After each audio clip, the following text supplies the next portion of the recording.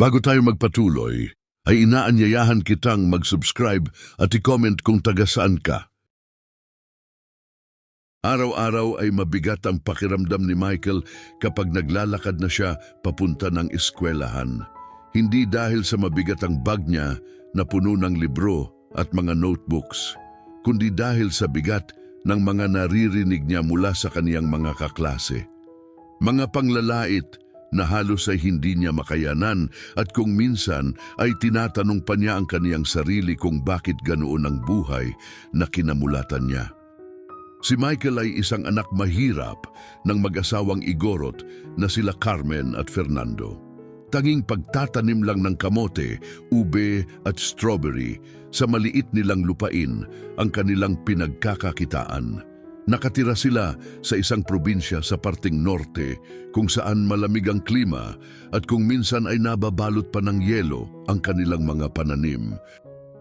Naku, ayan na parating na si Michael, tiyak babaho na naman dito dahil palaging kamote ang kinakain niya. Baka ang ibig mong sabihin, Dante ay amoy lupa siya.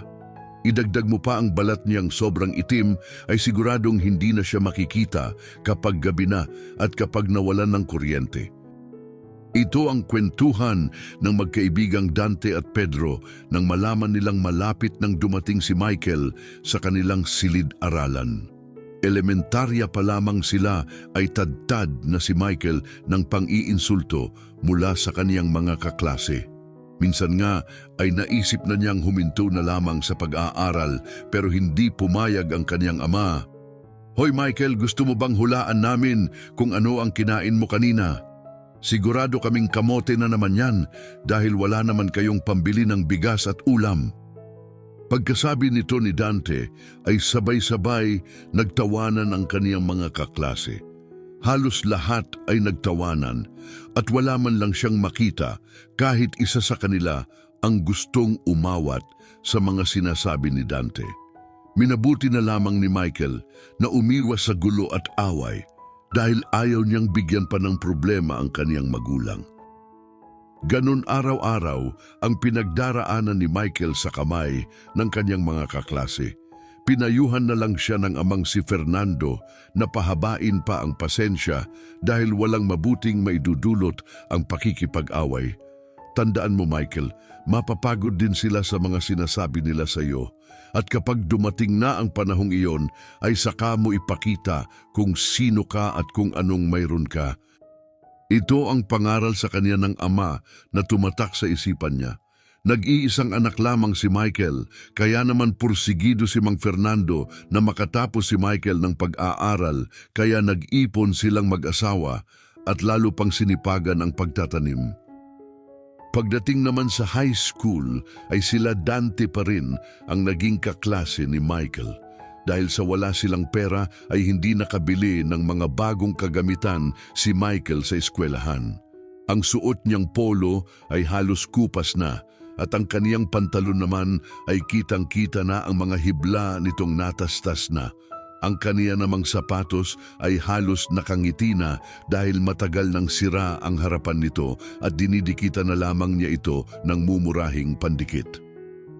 "Aba Michael, kaklase ka na naman pala namin. May paglalaruan na naman kami nito. At tignan mo nga naman, hindi ka nababagay dito dahil ikaw lang dito ang walang bagong uniforme. Huwag na huwag kang tatabi o lalapit sa amin dahil baka makahawa ang kulay ng uniforme mo, kulay kalawang na kasi." Muling nagtawanan ang lahat ng kaniyang mga kaklase. Wala na siyang nagawa kundi ang umupo sa pinakadulong upuan sa kanilang silid.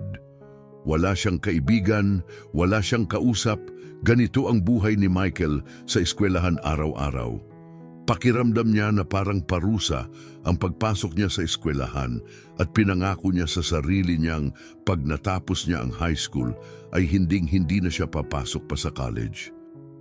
Mabilis naman ang paglipas ng mga taon at natapos na ni Michael ang high school. Bakit naman ayaw mo nang pumasok sa college, Michael? Matagal naming pinaghandaan ng nanay mo ang panahong ito, tapos hindi ka na pala magpapatuloy ng kolehiyo. Ito ang malungkot na tanong ni Mang Fernando sa kaniyang anak. Tutulong na lang po ako sa inyo sa pagtatanim ng mga kamote, ube at strawberry sa bukid para mabawasan po ang trabaho ninyo. Tutal matanda na din po kayo at mahina na ang katawan ninyo. Ito na lamang ang naisip na dahilan ni Michael sa kaniyang ama. Pumayag si Mang Fernando sa gusto ni Michael at nagsimula na siyang magtrabaho araw-araw sa kanilang bukid. Ano Michael, kaya mo ba ang trabaho sa bukid? Masakit sa katawan at sobrang nakakapagod sa bukid. Kaya kung hindi mo kaya ay sabihin mo agad Michael. Ito ang sabi ni Mang Fernando sa anak na may halong pag-aalala. Ayos lang po ako, kaya ko po ito. Sa una lang po siguro ito masakit. Dati po kasi nung elementary ako ay sa pag-ani lang ako sumasama sa inyo. Ito ang sagot ni Michael sa kaniyang ama pagka-uwi nila ng bahay. Sa sobrang pagod ay maaga siyang nakatulog. Bigla namang dumating ang kapitbahay nilang si Mang Goryo para sabihin ng isang magandang balita kay Mang Fernando. Fernando, alam mo bang binebenta na ang lupa sa katabi ng bukid mo? Lilipat na daw sa Maynila sila Aling Faye, kaya ibebenta na lamang nila ang kanilang lupain dito. Baka naman gusto mong bilhin, kaya sinabi ko sa iyo dahil katabi iyon ng bukid mo at mas madali para sa iyo na taniman yon ng mga pananim mo. Napaisip ng malalim si Mang Fernando sa nalaman at napatingin sa isang lumang kahon sa kanilang bahay. Nasa loob ng kahong yon ang pera na inipon nilang mag-asawa na gagamitin sana ni Michael para makapasok siya sa college, pero hindi na yon natuloy pa. Ano sa palagay mo, Carmen? Bilhin kaya natin ang lupa ni Aling Faye para mas madami pa tayong maitanim. Gamitin na lamang natin ang perang pang-tuition sana ni Michael. Ito ang tanong ni Mang Fernando sa kaniyang asawa. Ikaw ang bahalang magdesisyon, Fernando. Para sa akin ay magandang ideya iyon kesa naman natutulog ang pera natin diyan. Nang sumunod na linggo ay inasikaso na nila Mang Fernando at Aling Carmen ang mga papeles at pera sa pagbili ng lupang iyon. Sinimulan na din nila ang pagtatanim dito. Habang si Michael naman ay wala nang balita pa sa kaniyang mga kaklase. Ang huli niyang nalaman sa mga ito ay lumuwas na ng Maynila ang ilan sa kanila para doon na mag-aral ng college. Michael, sa Sabado at Linggo ay samahan mo kami ng ama mong mag-ani ng mga pananim natin. May parating daw na kinatawan ng isang malaking kumpanya dito sa ating barangay at pipili daw sila ng magiging supplier nila ng mga ube at strawberry na ilalagay sa mga flavor ng ice cream. Malay mo naman ay mapili tayo ay malaking pera talaga iyon dahil hindi na tayo mahihirapan pang ibenta sa bayan ang ating mga paninda. Ikaw ang pumili ng mga ipapadala nating sample sa kanila at piliin mo ang mga magagandang klase. Opo, inaya ko na po ang bahala doon. Sana nga po ay tayo ang mapili, sagot ni Michael sa ina na may halong tuwa. Samantala, ang mga kaklase naman noon ni Michael ay nagpatuloy sa pagpasok sa college. May ilan na lumuwas pa ng Maynila at doon nag-aral kagaya nila Dante at Pedro, na pinakamalakas mang asar noon kay Michael. May ilan din na sa kanilang probinsya lamang nag-enroll ng college. Samantalang si Michael ay mas piniling magtanim sa kanilang bukid at tulungan ang kaniyang magulang. Dumating ang araw na kung saan ay pumunta sa kanilang barangay ang kinatawan ng isang malaking kumpanya na gumagawa ng ice cream at pipili sila ng kanilang magiging supplier para sa kanilang ube at strawberry flavor. Maagang gumising ang pamilya ni Michael at namitas ng ilang sa mga pananim nila para gawing sample. Anak Michael, pumili ka ng pinakamaganda dyan at ilagay mo sa ating basket.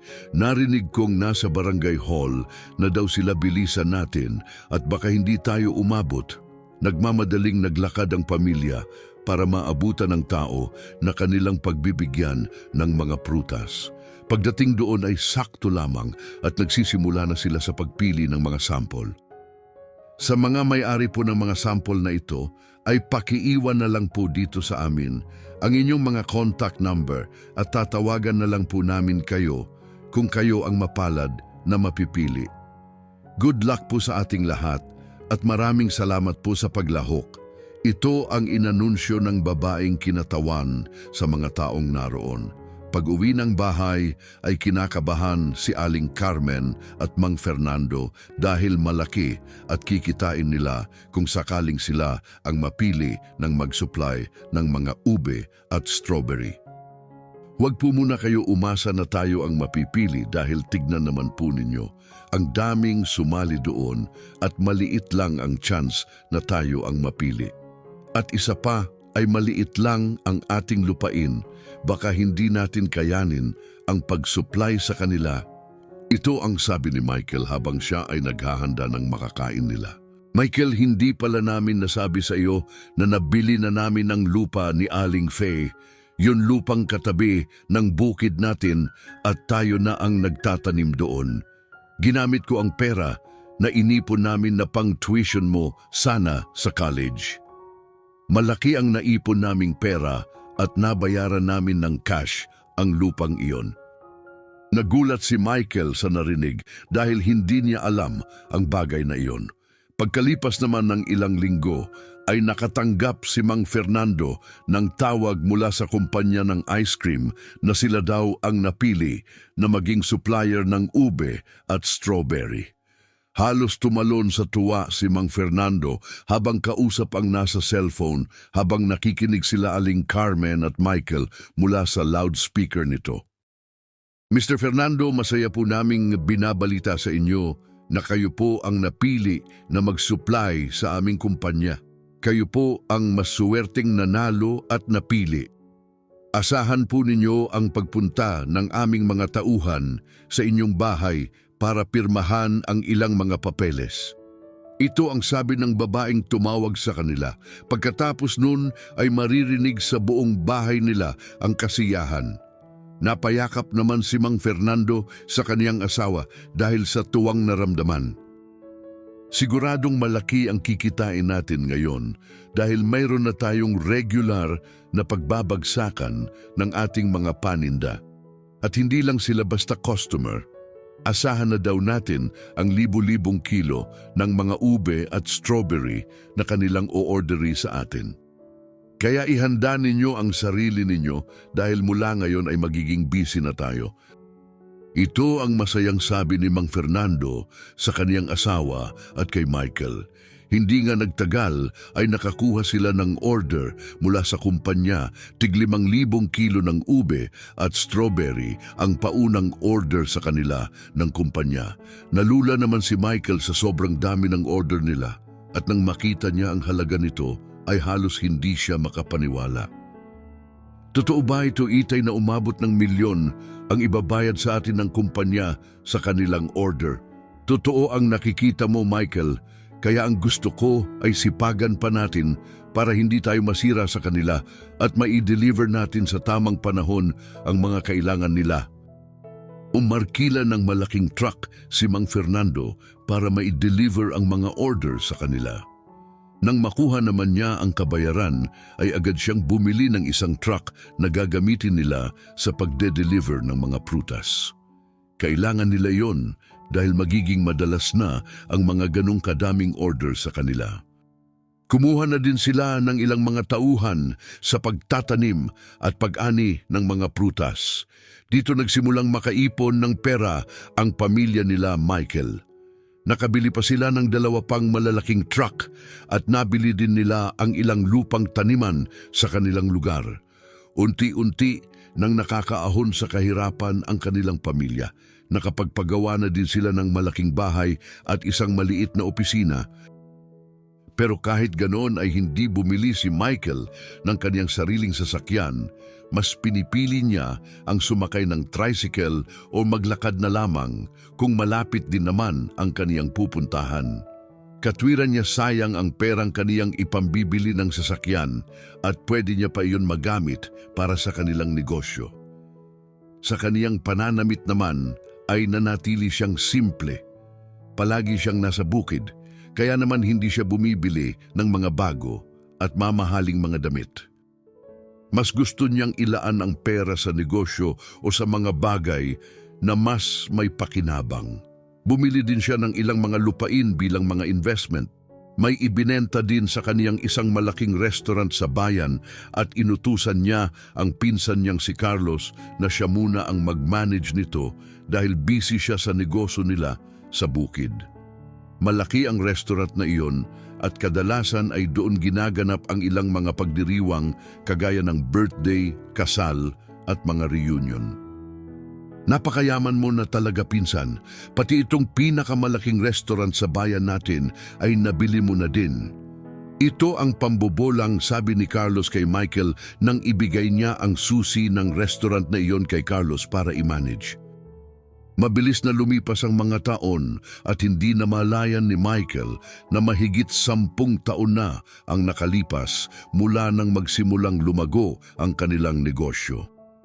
Malaki na din ang naipon nila sa bangko at mas lumawak pa ang lupain na kanilang pinagtataniman ng mga prutas. Isang araw ay napadaan si Michael sa kanilang dating eskwelahan noong elementary at nakapaskil doon ang isang malaking karatula na magkakaroon ng reunion ang kanilang batch. Pumunta siya doon at nagtanong sa principal ang mga detalye ng reunion. Naghahanap pa kami ng lugar na pagdadausan ng inyong reunion, Michael. Kailangan din namin ng ilang mga sponsor para sa mga pagkain at ilan pang kakailanganin. Kung may maibibigay ka ay tatanggapin namin at ipagpapasalamat namin. Ito ang sabi ng principal kay Michael at nag-usap sila sa loob ng opisina nito. Makalipas ang ilang araw ay nakatanggap na nga siya ng imbitasyon para sa kanilang reunion. Nakalagay na doon ang eksaktong petsa at kung saan ito gaganapin. May halos 2 linggo pa siya para paghandaan ito at pag-isipan kung pupunta ba siya o hindi. Pagdating ng araw ng reunion, ay pumunta muna si Michael sa bukid para sumama sa pag-aani at pagkarga ng mga prutas sa kanilang truck dahil may malaking order sa kanila. Hapon na nang matapos siya at saka pa lamang naalala ang reunion na kaniyang pupuntahan. Hindi na siya nakapagpalit pa ng damit at nagmamadali na siyang pumunta sa venue. Iyon ang pinakamalaking restaurant sa kanilang lugar at nakita niya sa labas nito ang mga sasakyan na nakaparada. Senyales na madami na ang tao sa loob at malapit nang magsimula ang pagtitipon. Pagpasok sa restaurant ay humanap agad ng upuan si Michael. Sa dulo, siya umupo para hindi siya masyadong mapansin ng kanyang mga kaklase. Nakita din niya ang mga tao doon na suot ang mga mamahaling damit at sa unang tingin sa mga ito ay may mga sinasabi sa buhay.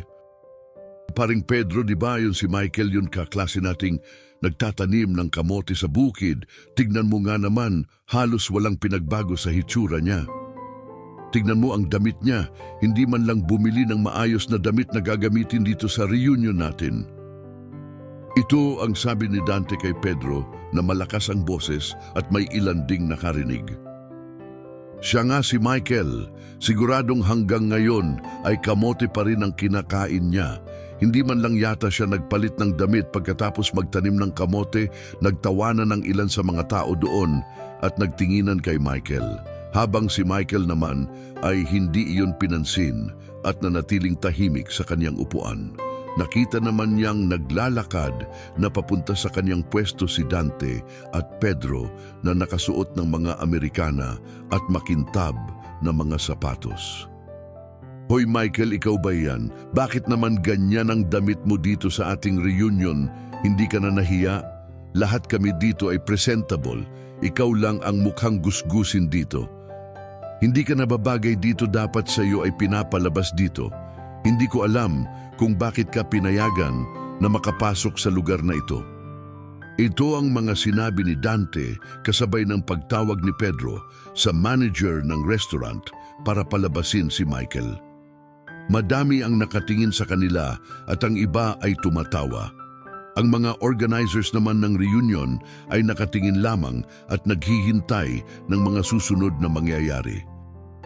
Ma'am Ramos, wala po ba kayong balak na awatin sila Dante sa ginagawa nila kay Michael? Ito ang sabi ng isang organizer kay Ginang Ramos na prinsipal ng eskwelahan. Hayaan mo sila, Pablo, panahon na siguro para maturuan sila ng leksyon sa pang-aapi nila kay Michael. Manood ka lang dyan kung paano nila sirain ang sarili nila. Ito ang matalim na sabi ng kanilang prinsipal at inutusan si Pablo na manahimik na lang muna at pabayaan ang grupo nila Dante. Hoy, ikaw ba ang manager ng restaurant na ito? Bakit nakapasok dito ang katulad ni Michael? Tignan mo nga ang damit niya. Hindi siya nababagay sa lugar na ito. Palabasin mo siya kung ayaw mong ireklamo namin kayo sa may-ari ng restaurant na ito. Pero nagulat si Carlos nang makita niya doon si Michael at siya ang tinutukoy ni Dante na dapat palabasin sa restaurant. Habang si Michael naman ay nananatiling kalmado lamang at nakaupo pa rin doon. Sir, hindi po ninyo naiintindihan.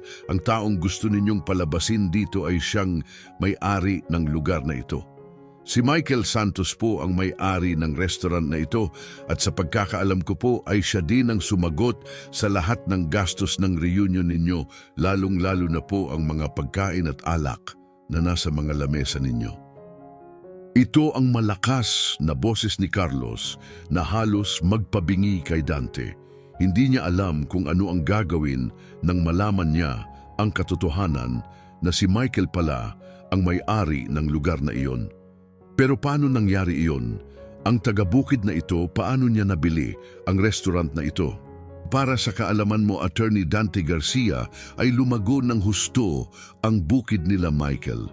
Nagsusupply na sila ngayon ng mga prutas sa mga malalaking kumpanya. Halos kalahati ng lupang taniman sa ating bayan ay pagmamay-ari na ngayon nila Michael. Ang batang minamalit ninyo noon at ibang-iba na ngayon.